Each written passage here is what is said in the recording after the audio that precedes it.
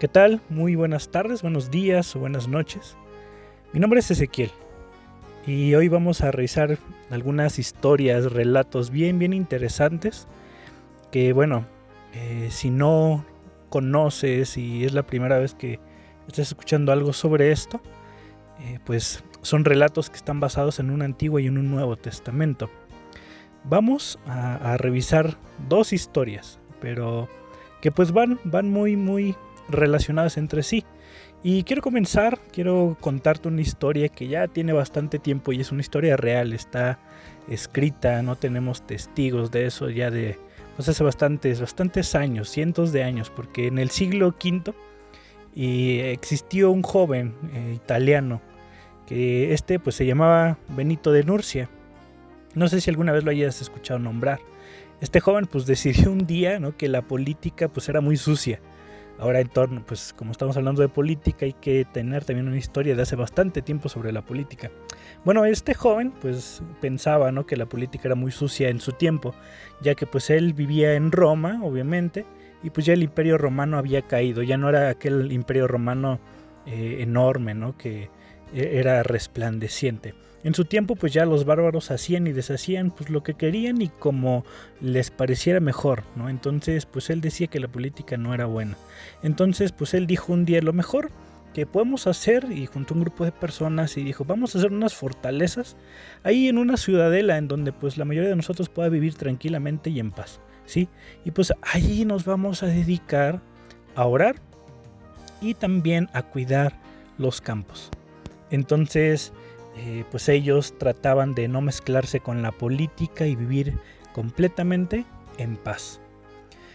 Esto pues vino acá ahora a Occidente, y en su mayoría se puede ver en el país norteamericano que tenemos como vecino, ya que llegaron algunos movimientos reformados, y estos movimientos reformados con el paso del tiempo se llegaron a llamar los Amish. No sé si tú los conozcas alguna vez, o menonitas, ¿no? También una corriente también muy parecida, en donde pues ellos cultivan y viven en colonias, ¿no? Y esas colonias, pues mira, es bien interesante porque en esas colonias no llega la luz, ¿no?, para empezar. Y si no llega la luz, pues obviamente no van a haber celulares, no va a haber internet, no va a haber televisiones. O sea, viven como muy aislados de la era en la que ahorita nos encontramos, una era digital. Entonces, pues como no hay luz, pues no hay celulares, ¿no? Y de repente si quieren ir a algún lugar para transportar su mercancía, para poder, no sé, ellos comprar algo fuera, el medio de transporte que utilizan son caballos, son carretas, ¿no? Todavía están así en algunas localidades hoy, siglo XXI, año 2021. Están viviendo así en algunos lugares de Estados Unidos. Y bueno, no hay que irnos tan lejos, ¿no? Tal vez en alguna situación muy similar se encuentren pues algunas localidades también de nuestro país. Pero bueno, ¿te acuerdas que yo te contaba de este joven Benito de Nursia y de esta comunidad que se llaman los Amish? Pues mira, ellos fueron a un extremo de lo que dice la escritura, ¿no? Porque los Amish y Benito de Nursia pues son ejemplos extremos de lo que nuestra Biblia, la palabra, nos dice acerca de la política, ¿sí? Porque ellos se fueron a un extremo. Obviamente la Biblia habla de política, claro que sí, y el día de hoy y en el próximo episodio vamos a estar viendo eso, así como ya también se vio anteriormente, pero en esta ocasión voy a tocar dos partes yo. Entonces el día de hoy quiero que te puedas situar allí si tú eres conocedor también de la escritura, y si no, mira, yo te voy a contar también la historia y voy a leerlo para ti. Deuteronomio 17:16 en adelante dice lo siguiente acerca del rey, ¿no? Porque entonces pues el pueblo de Israel quería, no aún, pero cabía la posibilidad de que quisiera un rey. Y entonces dice el creador, dice: ok, si van a tener un rey, tiene que ser así. Y dice lo siguiente, que este rey pues primero no deberá construir grandes establos para sí, o sea, para él mismo, ni enviar a su gente a Egipto para comprar caballos, ¿no? Eso es lo primero que dice: no van a tener caballos y no van a volver a Egipto. Lo segundo que dice es que el rey no deberá tomar muchas esposas para sí, ¿no? Porque si eso pasa, pues todas esas personas, esas mujeres que adopte para sí, pues van a apartar su corazón del Señor. no porque en sí fuera pues, la mujer, ¿no? Sino porque iban a ser mujeres extranjeras, con pues otro tipo de tradiciones, otro tipo también de creencias. Entonces pues el Señor por supuesto no iba a permitir eso y era como una advertencia de lo que iba a suceder. Otra cosa de las que dice es que tampoco va a acumular para sí grandes cantidades de oro y plata, es decir que si todo lo que gana el rey, si todo lo que tiene y obtiene su reino económicamente, no nada más va a ser para él o para sus súbditos, para sus familiares, sino y va a ser para el pueblo, para las necesidades que presentara pues su reino, ¿no? Otra cosa que dice acerca de los reyes es que cuando este rey se sentara en el trono, a reinar obviamente, pues tenía que producir él una cosa bien importante para un rey judío, un rey de Israel. Tenía que producir una copia de la ley, de instrucciones, ¿sí? Acerca de cómo ser un buen rey y cómo realizar la mejor forma de gobernar en su tiempo. Eso es lo que nos está diciendo. Otra cosa de las que tiene que hacer un rey de acuerdo a la escritura es que tiene que aprender a temer al Señor su Dios, ¿sí? ¿Y eso cómo lo va a hacer?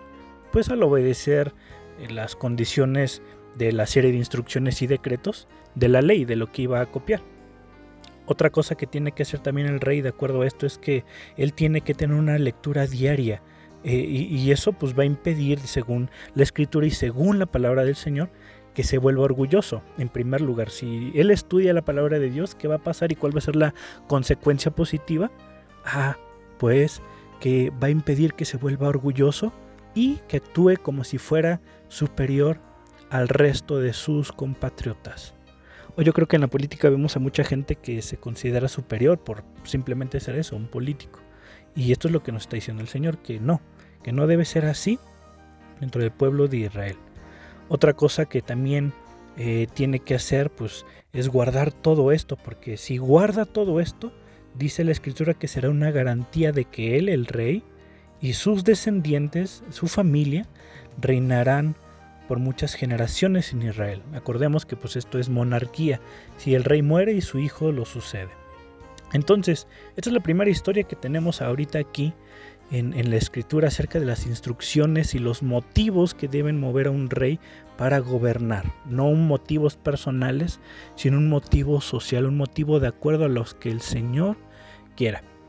Ahora, una historia en el Nuevo Testamento nos cuenta la vida de un joven, porque mira, si uno quiere gobernar, uno quiere llegar a algún cargo público, debe tener motivaciones, ¿no? Y ya dependerá de cada persona sus motivaciones.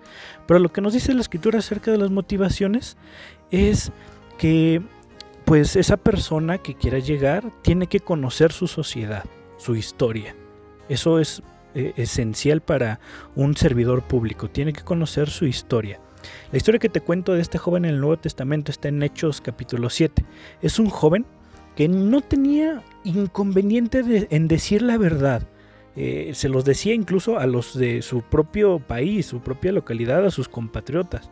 Y él les decía, pues miren, ¿sabes qué? Su situación está por los suelos. Entonces, pues... Y esta situación la han venido arrastrando ya durante muchos siglos. Y pues por decir eso, este joven lo pagó con la vida. Pero actuó como tú y yo, como todos debemos actuar. Muy probablemente conozcas el nombre de este joven que es llamado Esteban. Él conocía la historia de Israel de una manera increíble, ya que en un abrir y cerrar de ojos, en unas cuantas palabras, menciona la historia de Israel de principio a fin, cosa que tal vez los fariseos, los escribas, los mejores servidores públicos de su momento en Roma o en Israel, ¿no? Pero con el Imperio Romano, desconocían.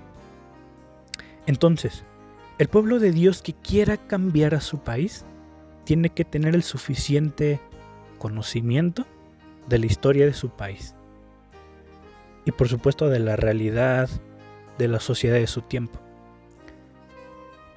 ¿Esto por qué? Porque así, si conoces la realidad y conoces las necesidades de la sociedad, conoces la historia, uno va a poder decir dónde están y cómo mejorar. Hoy tal vez y en este tiempo, en las próximas semanas, en los próximos días, no se votará por un presidente nacional, el presidente del país, pero sí se votará por servidores públicos que pues servirán de una u otra manera al municipio en el que vivimos. Entonces, ¿cuál debe ser una de las motivaciones para nosotros como creyentes que en algún momento han buscado un cargo público? En primera instancia, hacerle caso a la Escritura, lo que leímos en Deuteronomio. 2, conocer la historia, conocer también lo que pasa en la sociedad, y así podremos decirle dónde están. Quiero terminar con 2 cosas y para no alargarme más. Una es la que se encuentra en Primera de Reyes 3, y yo sé que también conoces esta historia. El primer libro de Reyes, capítulo 3, nos va a mencionar una historia acerca de un rey que es bien sabio. Y este rey sabio le pide a Dios una cosa: dame un corazón comprensivo para que pueda gobernar bien a tu pueblo y sepa la diferencia entre el bien y el mal. Y él, aunque es un rey, él le pregunta a Dios: ¿quién puede gobernar por su propia cuenta este gran pueblo tuyo? Él reconoce que él no puede solo. Entonces el Señor le responde: te concederé lo que me has pedido, te daré un corazón sabio y comprensivo. Otra de las cosas que nos debe mover es la humildad, para poder pedir y saber que solos no vamos a poder. Como aplicación, te invito a que puedas orar por tus gobernantes de acuerdo a lo que nos dice el primer libro de Timoteo capítulo 2, versículo 1. Él nos invita a orar por quienes gobiernan, para que podamos nosotros vivir de una manera pacífica y tranquila. Por lo tanto, esa es la tarea también que como servidores públicos creyentes también tienen. Seguir orando por aquellos que gobiernan. La primera intervención de tú y yo como cristianos en la política empieza de rodillas, de acuerdo a esta carta que acabamos de mencionar. Te repito, la primera intervención de los cristianos en la política empieza de rodillas, elevando oraciones y peticiones a Dios para que nuestros gobernantes nos lleven a una situación en la que podamos vivir, como lo dije hace rato, de una manera tranquila y con honestidad. Es la invitación de esta tarde. Que te cuides, que tengas una excelente tarde y que por supuesto el Señor te bendiga de manera enorme. Saludos.